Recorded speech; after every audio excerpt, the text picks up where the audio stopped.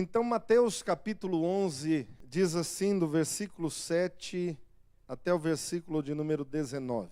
Então, em partindo eles, passou Jesus a dizer ao povo a respeito de João: que saístes ver no deserto? Um caniço agitado pelo vento? Sim, que saístes a ver? Um homem vestido de roupas finas? Ora, os que vestem roupas finas assistem nos palácios reais. Mas para que saístes? Para ver um profeta? Sim, eu vos digo, e muito mais que profeta. Este é de quem está escrito: eis aí eu envio diante da tua face o meu mensageiro, o qual preparará o teu caminho diante de ti. Em verdade vos digo, entre os nascidos de mulher, ninguém apareceu maior do que João Batista, mas o menor no reino dos céus é maior do que ele. Desde os dias de João Batista até agora, o reino dos céus é tomado por esforço, e os que se esforçam se apoderam dele. Porque todos os profetas e a lei profetizaram até João. E se o quereis reconhecer, ele mesmo é Elias, que estava para vir. Quem tem ouvidos para ouvir, ouça. Mas a quem hei de comparar esta geração? E semelhante a meninos que sentados nas praças gritam aos companheiros: nós vos tocamos flauta e não dançastes, entoamos lamentações e não pranteastes. Pois veio João, que não comia nem bebia, e dizem: tem demônio. Veio o Filho do Homem, que come e bebe, e dizem: eis aí um glutão e bebedor de vinho, amigo de publicanos e pecadores. Mas a sabedoria é justificada por suas obras. Quando você lê Lucas capítulo 7, do versículo 24 ao versículo 35, que é o texto correspondente, você vai praticamente ver o mesmo texto escrito lá, com o mesmo final, dizendo: mas a sabedoria é justificada por suas obras. E é interessante, querido, porque este texto em si foi objeto de um sermão de Caio Fábio, na época em que ele atuava na igreja presbiteriana ainda, pregando em um desses congressos onde ele sempre ia. E ele falou da tristeza que existe muitas vezes no coração daqueles que servem ao Senhor, que ao invés de aprenderem a celebrar, perderam o principal, perderam a capacidade de se alegrar com aquilo que está acontecendo. E a capacidade de chorar com a dor dos outros, ou naquilo que os outros estão passando. E é interessante, meus amados, porque este sermão pregado por ele repercutiu durante muito tempo em muitas igrejas e em muitas pessoas, porque é uma pergunta válida até o nosso tempo. Eu não fui chamado a atenção por Deus praticamente para este viés do texto, mas para um outro sentido. Hoje nós estamos comemorando o Dia dos Professores aqui, mas hoje é o Dia das Crianças. E é muito estranho quando a gente pensa neste cenário descrito pelo texto, onde as crianças, ao invés de estarem alegres, elas estão cabisbaixas e sentadas sem ânimo algum para fazer festa.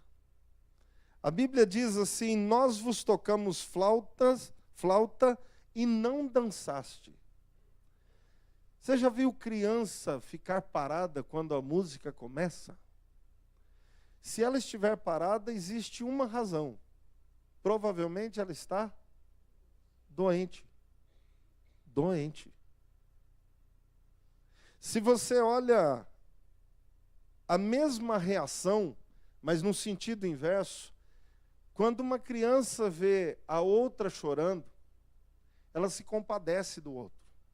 Ela tem a empatia à flor da pele. Ela sente com o outro e muitas vezes chora, mesmo que ela não esteja no meio do problema. Mas a pessoa que ela conhece está vivendo aquele problema.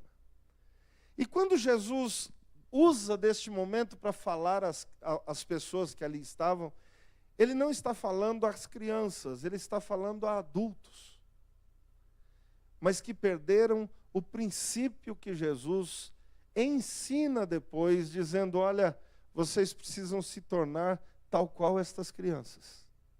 Vocês precisam ser tocados e moldados por aquele que é do céu. Senão nada transforma, nada muda aqui dentro. Não é um estereótipo que Deus está em busca, mas é um estilo de vida, onde passa por aquilo que somos, pensamos, sentimos, vivenciamos, sobrepujamos. Muitas vezes somos impactados negativamente por situações, mas tudo isso Deus permite para que cresçamos. E aí Jesus usa de duas comparações aqui, usando primariamente a vida de João Batista. E é justamente sobre isto que eu quero conversar com a igreja. Como estava o coração desta geração que não conseguia celebrar, desta geração que não conseguia prantear com o outro, desta geração que estava praticamente com o coração empedernido e com a alma absorta, sem vida já. Eu poderia dizer, talvez pairando sem rumo, porque é assim que eles não conseguem compreender o que está diante dos olhos deles. Então, queridos, nós vivemos um tempo onde Deus nos chama de novo a atenção para as mesmas coisas que estavam acontecendo lá. Você já notou que o acesso talvez tão grande que nós temos às notícias, e de uma forma avassaladora, adentra o seu celular, adentra o que você está vendo, mesmo que você não busque. Hoje você não pode nem falar perto do celular, que o celular vai buscar o que você falou, e você às vezes só estava num comentário, mas ele já te bota na cara e diz assim: está aí o que você queria. E nós sabemos o quanto isso incomoda a vida, mas ao mesmo tempo nos torna pessoas talvez muito mais insensíveis, muito mais distantes umas das outras, menos preocupado com o outro e mais preocupado do que nunca consigo mesmo. E esta preocupação do povo em dizer eu entendo, eu conheço, não vem desse texto. Se você abrir Malaquias capítulo 4, versículo 5, você vai encontrar a repetição desse texto, de um versículo deste texto, onde está dizendo que viria, antes do dia final, Elias, o prometido. E quando Jesus vem, esta é uma das perguntas que está no coração dos fariseus: por acaso é ele, Elias? Ele é aquele prometido, é o profeta que está dito no Antigo Testamento que viria? É Jesus? Ele é Elias? E Jesus esclarece: eu não sou Elias, Elias já veio e vocês não viram. Elias era João Batista, profeta, anunciando a vocês que eu viria. Mas vocês não conseguiram enxergar este homem, embora tenha estado com ele durante muito tempo em diversos lugares. E Jesus ainda cita, e eu gostaria que você voltasse seus olhos ao texto, e ele faz essas três perguntas: que saístes a ver no deserto? Por que é que vocês foram para o deserto? Não está falando para nós, mas falando àquele povo que sabia que João Batista estava pregando no deserto, pregando e batizando para arrependimento. E muitos foram até João Batista. E Jesus faz essa pergunta ao povo: por que é que vocês foram ao deserto onde ele estava? Por acaso para ver um caniço agitado pelo vento? Vocês estavam no deserto só para dizer: vi João Batista? Não, tinha uma razão. Vocês estavam à procura, mas não conseguiram enxergar. E ele ainda continua no texto, versículo 8, diz: sim, que saístes a ver? Então Jesus muda a comparação e diz: Por acaso vocês foram ver um homem com roupas finas? Todo bem trajado lá no deserto? É claro que não, porque quem se veste assim não fica no deserto, fica onde? No palácio. Então vocês não precisariam ir ao deserto. Por que é que vocês foram ao deserto? Versículo 9. Para que saístes? Para ver um profeta? Diz Jesus. E aí ele então completa versículo 9, leia comigo. Sim, eu vos digo, e muito mais que profeta. Este é de quem está escrito. Vamos ler juntos, versículo 10. Eis, aí eu envio diante da tua face o meu mensageiro, o qual preparará o teu caminho diante de ti. E aí você, continuando o texto, vai ver Jesus dizendo, ele é Elias, ele é o prometido. Ele foi aquele de quem o Antigo Testamento anunciou que viria, preparando o caminho do Filho de Deus.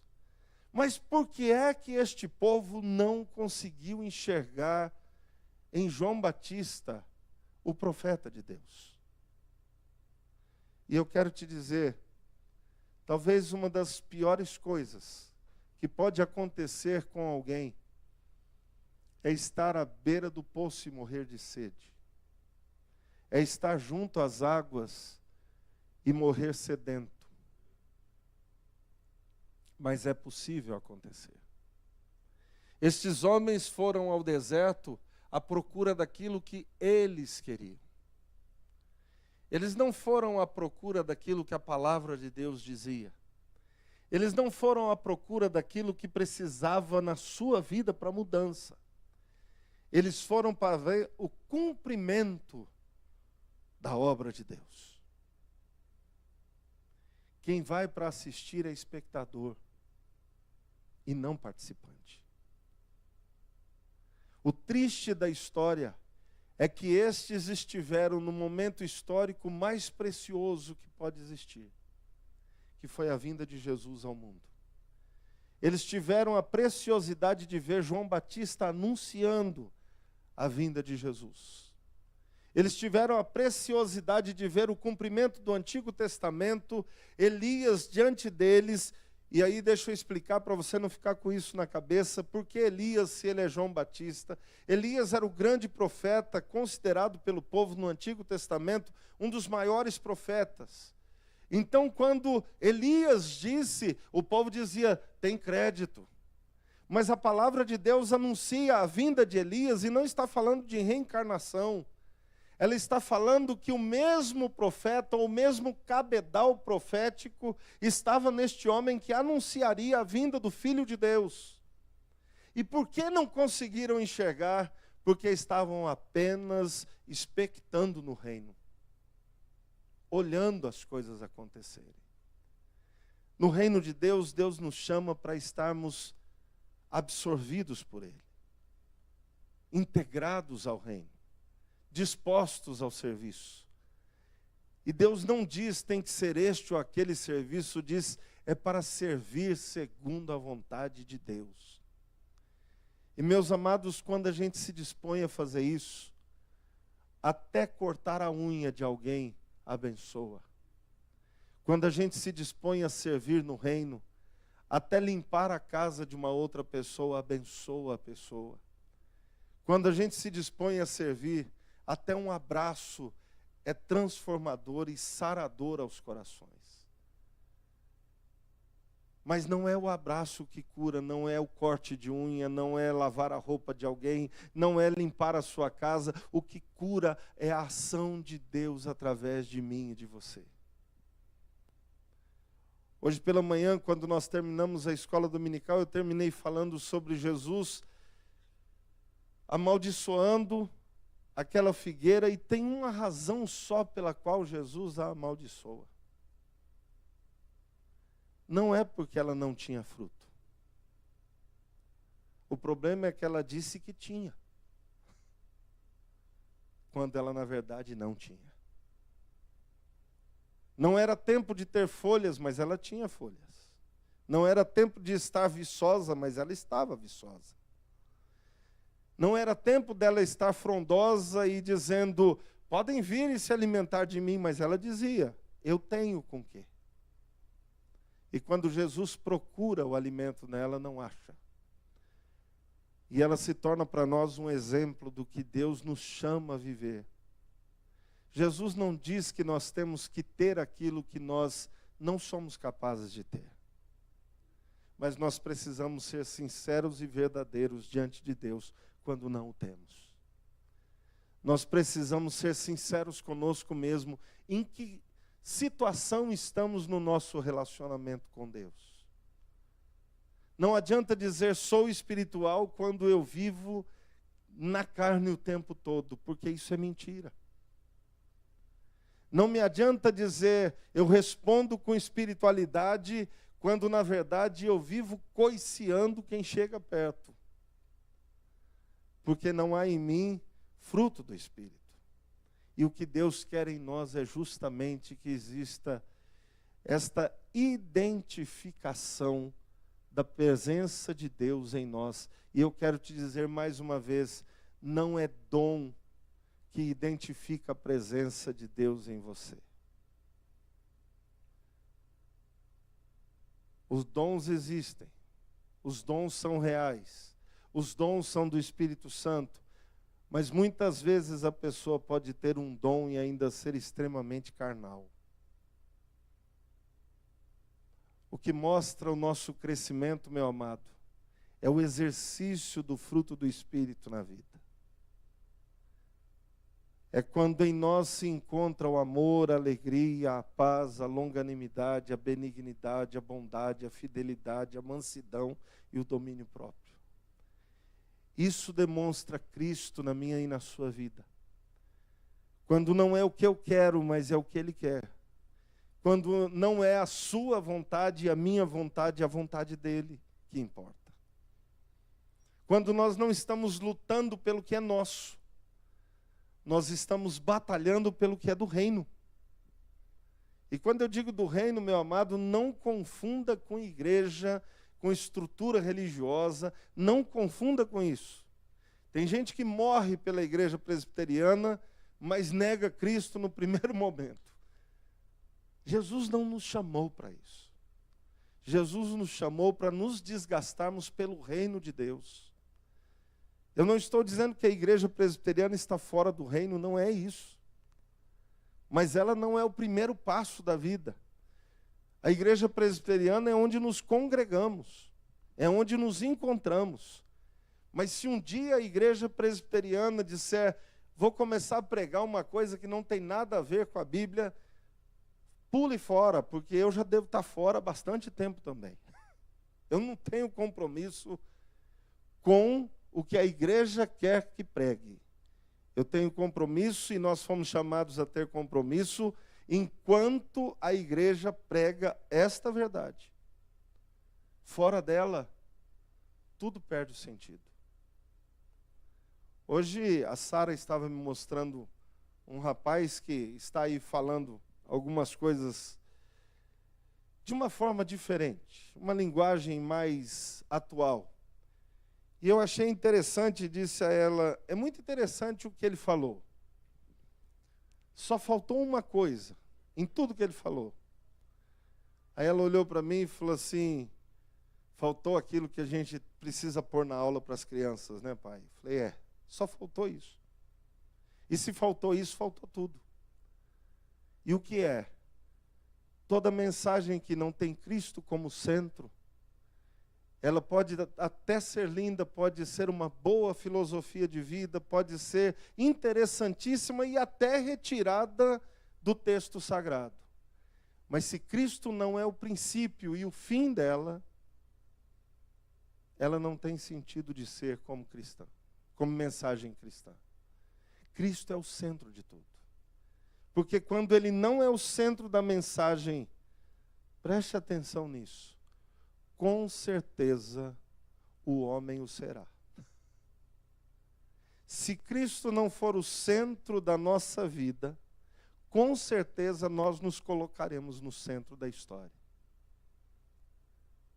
E é aí que começa aquela história onde a pessoa diz, eu sirvo a Cristo, Eu sigo a Cristo. Eu sou de Cristo. Eu conheço Cristo. E daqui a pouco o eu comanda tudo. É uma linha muito tênue para nós passarmos.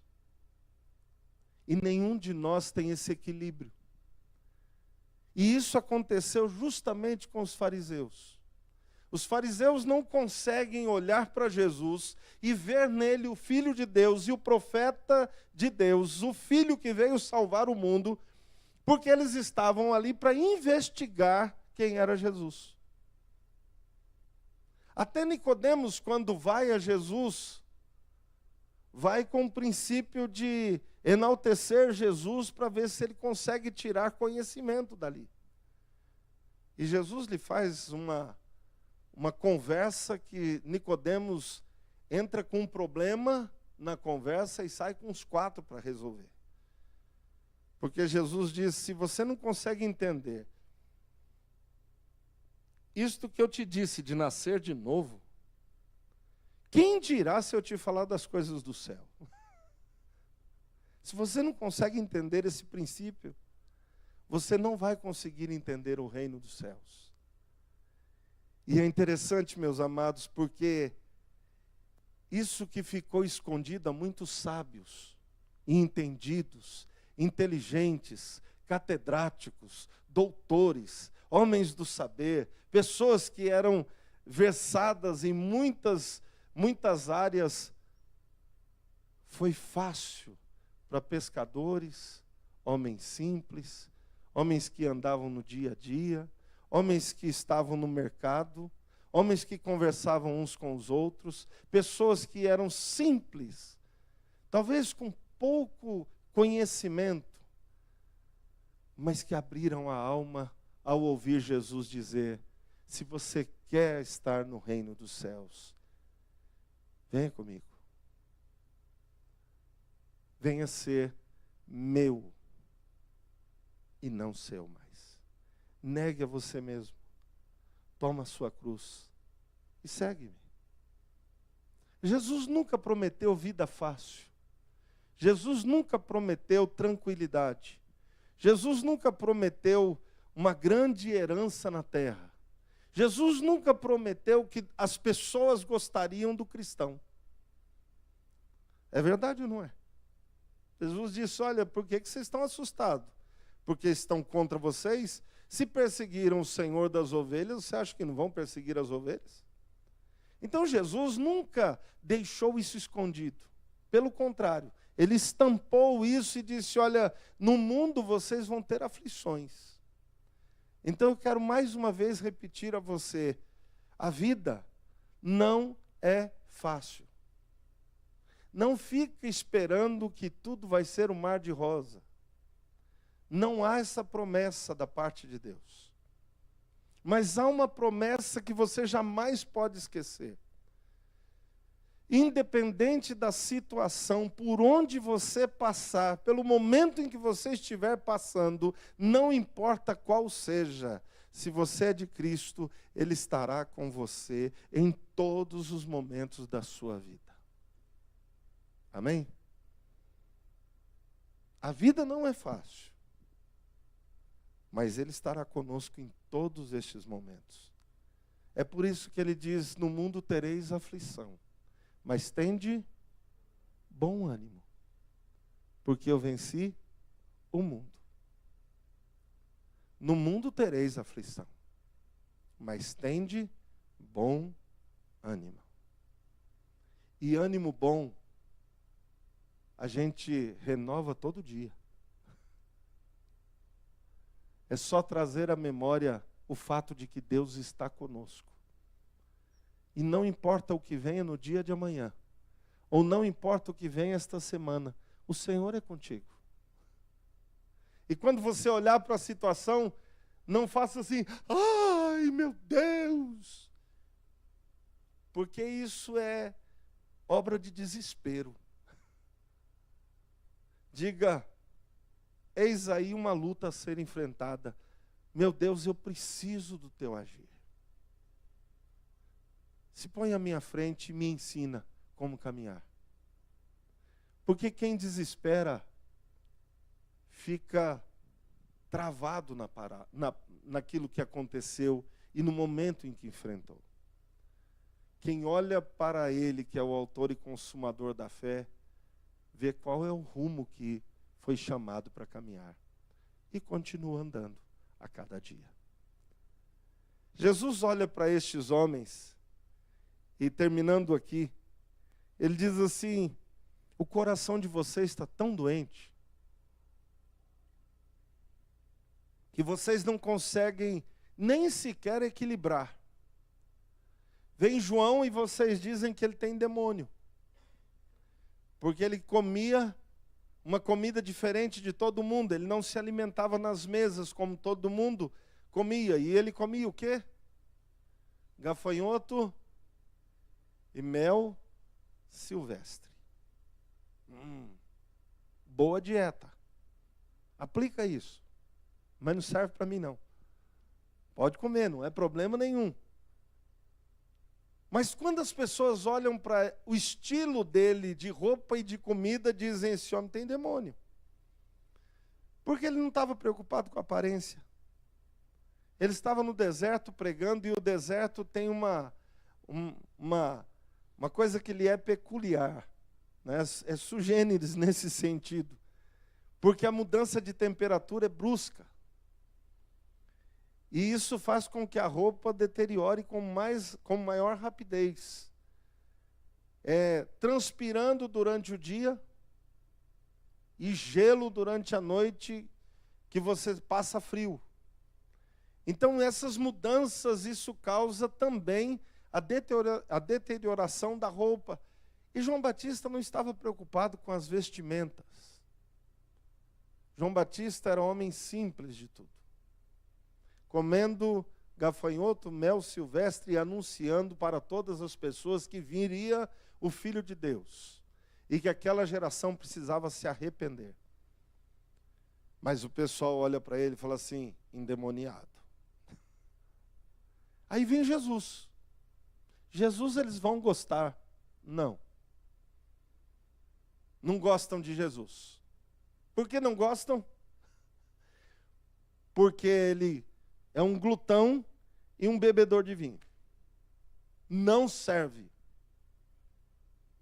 Ele come com pecadores e publicanos, ou seja, ele se mistura com a gentalha.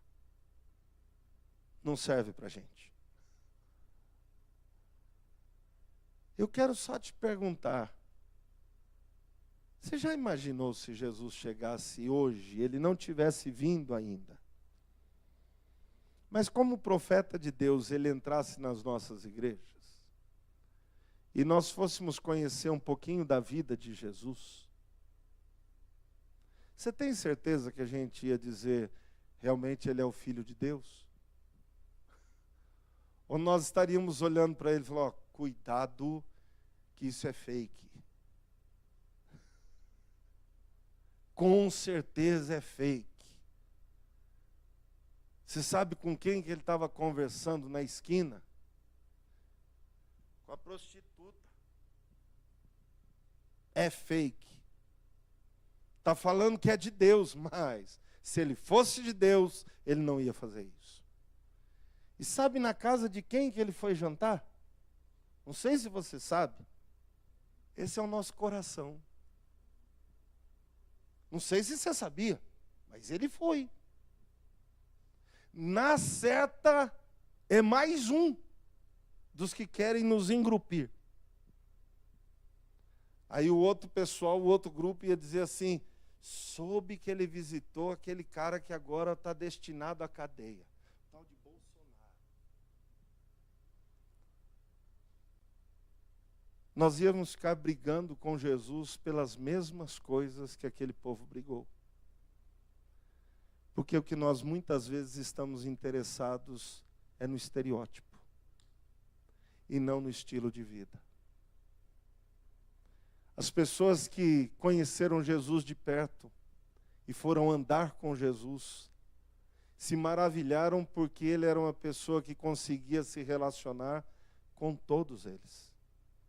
Ele conseguia se relacionar com o plebeu, ele conseguia se relacionar com a realeza, ele conseguia se relacionar com os homens do conhecimento, ele conseguia se relacionar com pescadores, ele conseguia se relacionar com os indigentes da história, e ele conseguia se relacionar com os trabalhadores comuns e normais da vida.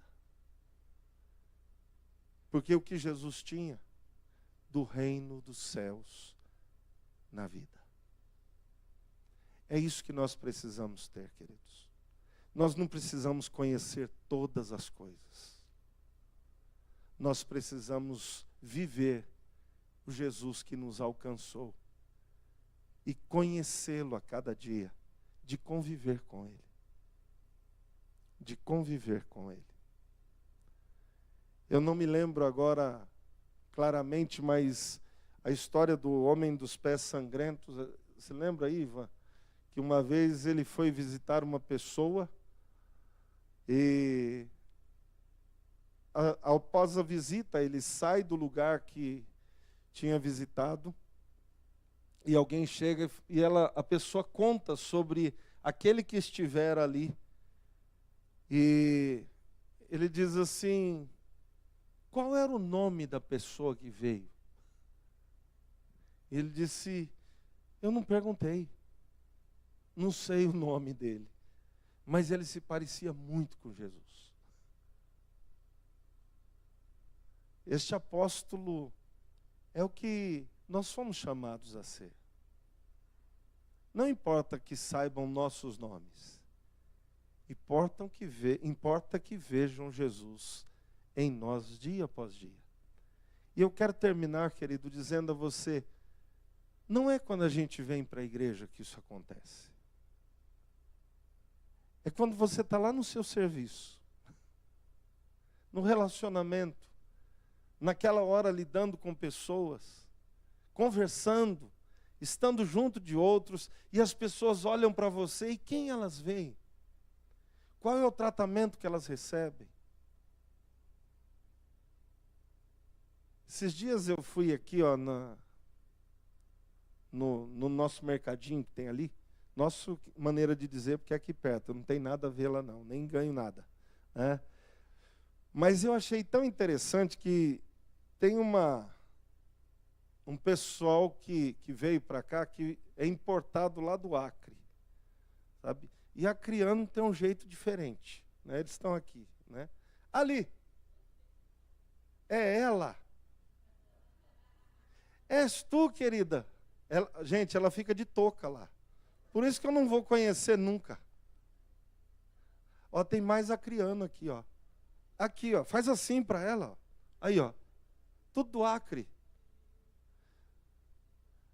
Que bom que você está aqui, porque às vezes eu conto as coisas, as pessoas acham que eu invento aí, ó. Você está aqui. Querida, eu quero te dar um abraço depois. Vocês não sabem como ela me atendeu. E agora você vai ficar vermelha aí, mas eu vou contar. Eu cheguei para ela e não sabia. Eu disse assim, eu gostaria de 5 pães. Ela falou assim, o senhor quer desse pão ou o senhor quer daquele que saiu quentinho? Eu falei, eu prefiro do outro. Então, espera só um pouquinho que eu vou pegar para o senhor. Quando ela veio, eu olhei para ela e disse assim, você não é daqui, né? Ela disse, não, sou do Acre. Eu falei, sabia. Irmãos, existe uma diferença muito grande. Talvez você que só viveu aqui não sinta isso. Mas a diferença às vezes é gritante, porque quem está lá para o norte, o coração está aberto. É isso ou não é, querida? É? E é tão aberto que é capaz dela ir jantar ou almoçar na casa deles. É só eles conversarem aqui um pouquinho e falar, vamos lá, sexta, sábado, qual é o dia da folga? Porque é assim, é o jeito do povo.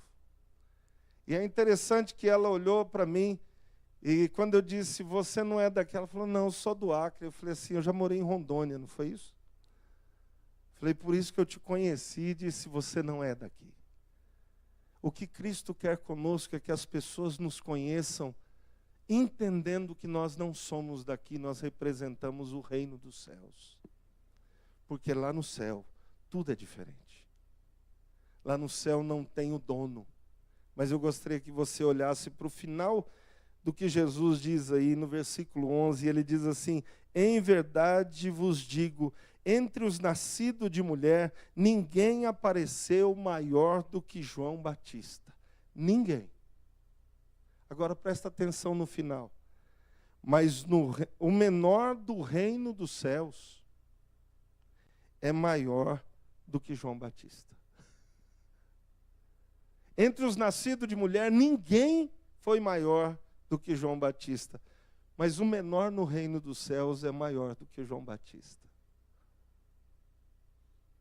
Nós não fomos chamados para ser o tal aqui. Nós fomos chamados para ser o reino vivo de Deus sobre a terra. Que Deus te abençoe grandemente, em nome de Jesus. Amém?